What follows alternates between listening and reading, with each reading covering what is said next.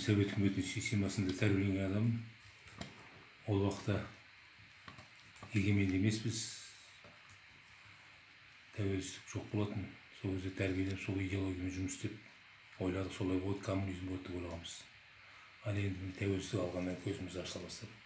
Барлығы қандай батырларымыз бар, қандай бабаларымыз бар, кімдер бар, кімдер жоқ, соның бәрі ақындап қазір біздің егеменді елімізде үлкен құшақ жайып үлкен нәрселер істеліп жатыр. Талай батырларымыз шығып, бабаларымызды көрсетіп, ескерткіштер қойылып жатыр. Біздің мына ауданы Алматы облысындағы ең ірі аудан. Осы ауданда өмір бақи жұмыс істеп жатырмын. Сондықтан мынау ауданда онша ескерткіш жағына кішкене нашарлап өтіп, бұрын совет отан соғысына қойылған ескерткіштер болды да, басқа ешкісі болған жоқ. Сол өзіміздің жан басымызға тиеді. Ауданда Ербол Сапарович, Тұрымбетов деген жігіт бар. Екеуміз ойлап отыратынбыз, осы қашан бір ескерткіш қоямыз, не қыламыз? Мынау Өтеген батырдың атын берді орталыққа. Бұл қалай болады, бір ескерткішіміз жоқ деп. Адам намыс қой, намыс деген нәрсе алып шығады. Сол намыстанып жүріп, Қыдыргелді Өміржанов келгенде Қыдыргелдіге айтып, барлығын түсіндіріп, соны Қыдыргелдіге кірісті, рахмет Қыдыргелдіге де кірісіп, жер таптық. Ол алдында жер Филипп Морис жанында болған, ол көрінбейді. Содан бері өзі ыңғайы келіп, мына бабаның өзі бір орны бөлек адам екен. Мынау Қапшағай Алматы жол бойынан жер табылып, 3 гектардай қуанып, соның бәрін шығартып, бәрін көсатысын алып, артынан енді Қыдыргелді ауысып кетті, пенсия кетті, орнына Бағдат Әбілмәжін келіп, бұл жұмысты түркілетіп тұрып, алға қойып, рахмет әкімге.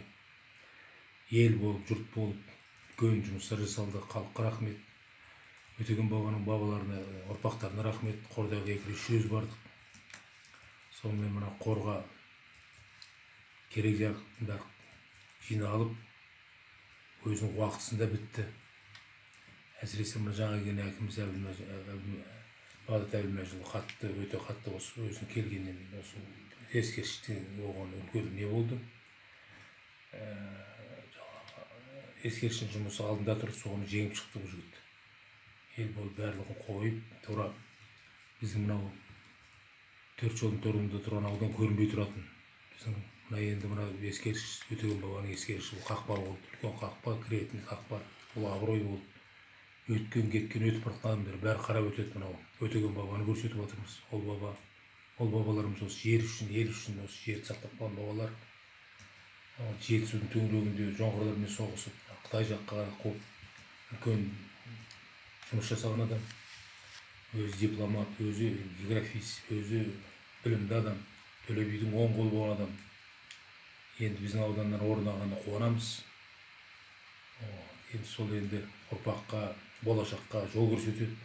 Одан тәлім тәрбие алады. Ескерткіш Алматы Қапшағай бағытындағы даңғыл жолдың бойында тұр. 5 тонна қоладан құйылған алып мүсін осы жолмен өтетін жолаушыларға алыстан менмұндалап көрінеді. Сондықтан оның тарихи әрі тәрбиелік мәні де зор дейді батырдың ұрпақтары. Өтеген батыр ауылына кіретін мынау қақпасы жоқ еді. Енді қақпа пайда болды. Соған қуанып жатырмыз. Бұл халыққа үлкен мағына беріп тұр. Халыққа үлкен жарық беріп тұр. Болашағымызға, елімізге, әсіресе мынау жастарға, келесі жыл жастар жылы деп жатыр ғой. Мынау жастарымызға үлкен өнеге болатын болды. Ескерткіш авторының сөзінше мүсін ерекше идеямен жасалған. Жорықтан жеңіп қайтқан батыр алдынан қуана жүгіріп шыққан баланы иығына отырғызып алған.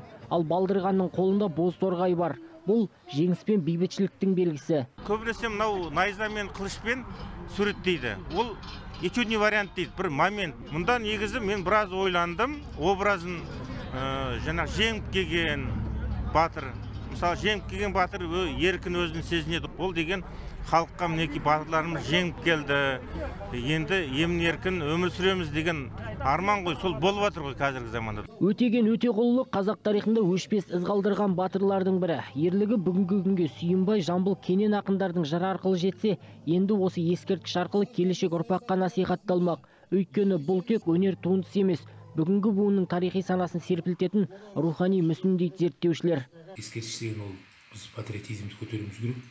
Сол ескерткіш арқылы келешекте болашақта біз үйретуіміз керек, көрсетуіміз керек. кімдер шыққан, ауылдан кімдер аттанған, кімдер қатынасқан. Сондықтан Өтеген бабаның орны өте бөлек.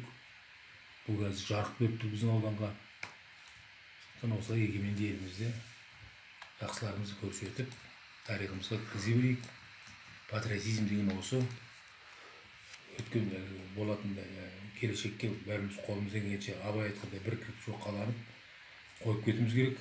Болашақта істейтін нәрселер толып жатыр. Жастардың көзін ашуымыз керек. Біздің міндет жол сілтеуіміз керек, өзіміз көрсетуіміз керек. Сонда ғана біз мықты ел боламыз, мәңгілік ел сонда болады.